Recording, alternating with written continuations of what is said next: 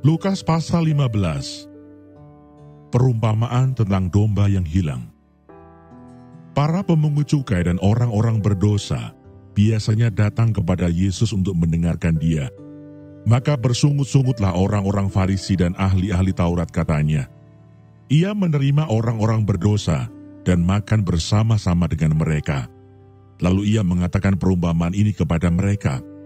Siapakah di antara kamu yang mempunyai 100 ekor domba, dan jikalau ia kehilangan seekor di antaranya, tidak meninggalkan yang 99 ekor di padang gurun, dan pergi mencari yang sesat itu sampai ia menemukannya.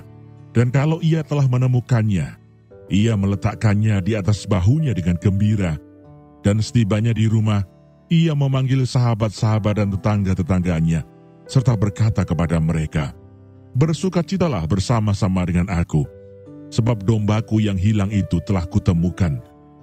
Aku berkata kepadamu, demikian juga akan ada sukacita di sorga, karena satu orang berdosa yang bertobat, lebih daripada sukacita karena 99 orang benar yang tidak memerlukan pertobatan." Perumpamaan tentang dirham yang hilang. Atau perumpamaan manakah yang mempunyai 10 dirham? Dan jika ia kehilangan satu di antaranya, tidak menyalakan pelita dan menyapu rumah serta mencarinya dengan cermat sampai ia menemukannya. Dan kalau ia telah menemukannya, ia memanggil sahabat-sahabat dan tetangga-tetangganya serta berkata, "Bersukacitalah bersama-sama dengan aku, sebab dirhamku yang hilang itu telah kutemukan." Aku berkata kepadamu, demikian juga akan ada sukacita pada malaikat-malaikat Allah karena satu orang berdosa yang bertobat. Perumpamaan tentang anak yang hilang. Yesus berkata lagi, ada seorang mempunyai 2 anak laki-laki. Kata yang bungsu kepada ayahnya, "Bapa, berikanlah kepadaku bagian harta milik kita yang menjadi hakku." Lalu ayahnya membagi-bagikan harta kekayaan itu di antara mereka. Beberapa hari kemudian anak bungsu itu menjual seluruh bagiannya itu, lalu pergi ke negeri yang jauh. Di sana ia memboroskan harta miliknya itu dengan hidup berfoya-foya. Setelah dihabiskannya semuanya, timbullah bencana kelaparan di dalam negeri itu, dan ia pun mulai melarat. Lalu ia pergi dan bekerja pada seorang majikan di negeri itu. Orang itu menyuruhnya ke ladang untuk menjaga babinya. Lalu ia ingin mengisi perutnya dengan ampas yang menjadi makanan babi itu. Tetapi tidak seorang pun yang memberikannya kepadanya. Lalu ia menyadari keadaannya, katanya, "Betapa banyaknya orang upahan bapakku yang berlimpah-limpah makanannya. Tetapi aku di sini mati kelaparan.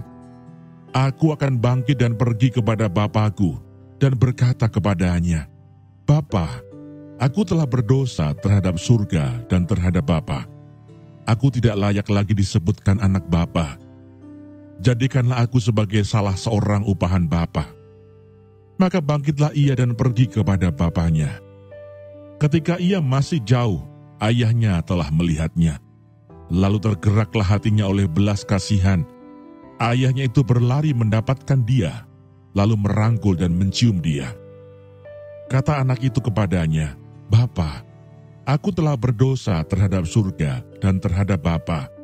Aku tidak layak lagi disebutkan anak Bapa."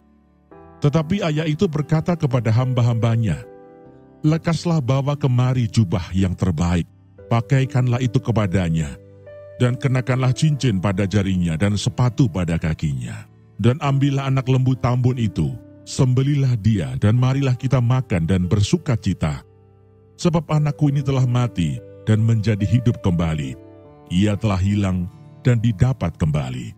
Maka mulailah mereka bersukaria. Tetapi anaknya yang sulung berada di ladang, dan ketika ia pulang dan dekat ke rumah, ia mendengar bunyi seruling dan nyanyian tari-tarian. Lalu ia memanggil salah seorang hamba dan bertanya kepadanya, apa arti semuanya itu. Jawab hamba itu, "Adikmu telah kembali, dan ayahmu telah menyembelih anak lembu tambun, karena ia mendapatnya kembali dengan sehat." Maka marahlah anak sulung itu dan ia tidak mau masuk. Lalu ayahnya keluar dan berbicara dengan dia. Tetapi ia menjawab ayahnya, katanya, "Telah bertahun-tahun aku melayani Bapa, dan belum pernah aku melanggar perintah Bapa. Tetapi kepadaku, belum pernah Bapa memberikan seekor anak kambing untuk bersukacita dengan sahabat-sahabatku. Tetapi baru saja datang anak Bapa yang telah memboroskan harta kekayaan Bapa bersama-sama dengan pelacur-pelacur. Maka Bapa menyembelih anak lembu tambun itu untuk dia." Kata ayahnya kepadanya, "Anakku, engkau selalu bersama-sama dengan aku, dan segala kepunyaanku adalah kepunyaanmu.